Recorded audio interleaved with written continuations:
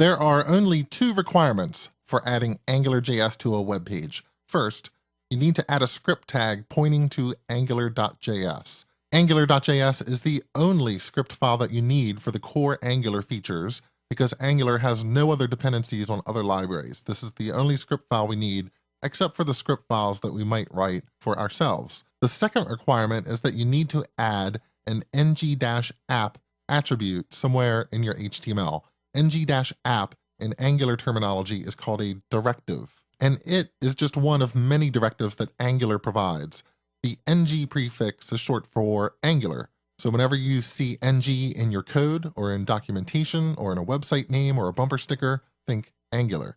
ng-app is what we call the application directive. It is a special directive that Angular looks for inside of your HTML, and if it finds it, Angular will bootstrap itself. So it initializes itself and it jumps into action to start managing the page. Let's try this. Now I'm back on the Plunker landing page, and do make sure that you go to plnkr.co, so the word Plunker without any vowels and a .co, not a .com. Now that I'm on the landing page, I'll click Launch the Editor again. And Plunker makes it very easy to get started with Angular because here on the right-hand side is a list of popular packages that I might want to use inside of the HTML that I'm building.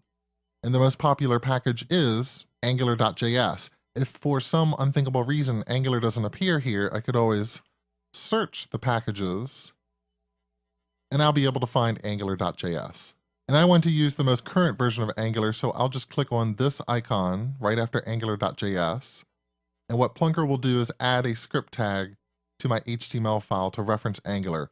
Let me close this external libraries pane by clicking on the second icon and formatting the source code a little bit so that you can see, yes, here's a script tag with a source that points ultimately to an angular.js file that is hosted on some other server, code.angularjs.org. And that's fine, that's going to work for us. And that's the only script I need. My other requirement, though, is to add an ng-app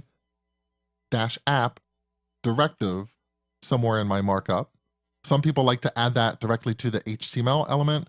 I could also add it somewhere else inside of the page, like on the body element, but you do only get one ng-app directive per page. And Angular is only going to take control of the section of DOM where that ng-app directive applies. So in this case, it will apply to everything in the body. I won't be able to use Angular expressions and features outside of the body tag. But with the script in place and my ng-app directive in place, let me open up the preview window. And what we'll see is a web page that doesn't look any different than it did before I added Angular. It still just displays hello Plunker, and there's nothing that tells me that Angular is running. But what can we do now? Well, the other night, my oldest son comes to me and says, "Dad, what's 843 divided by 42? And although I could come up with a close approximation in my head really quickly, it just so happened that I was working on an Angular application at the moment.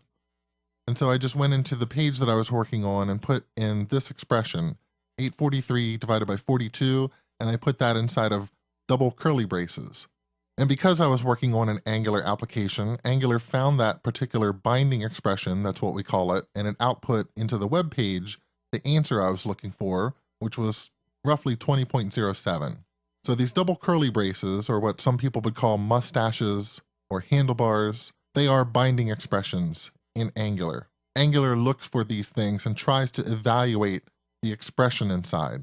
And you might want to do simple division or addition or subtraction, but later in the course we'll do much more interesting things because you can also build binding expressions that look at data that you have retrieved or computed from some web server. And that's what would allow us to build charts and tables of information for our users. But because this is showing up on the web page, it's a really good indication to me that Angular is up and it's working.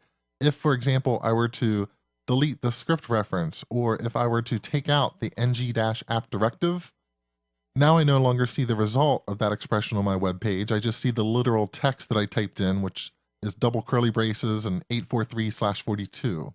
Also, if I were to have another piece of markup, like another div, and the ng-app directive existed here, I would still see just the literal text that I typed in because Angular is not in charge of this section of the DOM on line 13. It's only in charge of the div that starts on line 14 and closes on line 16. So if I move my expression inside of there, Angular is in control. Angular finds that binding expression, evaluates it, and puts the result on the screen for me. So the script tag and the ngapp directive, those are the only two things that we need to get started with Angular. But if we're going to build anything interesting, we're going to need to learn a few more things about Angular, also this environment that we're operating in, Plunker, and a few JavaScript conventions that Angular follows. So let's continue our discussion of Angular by looking at the Plunker editor.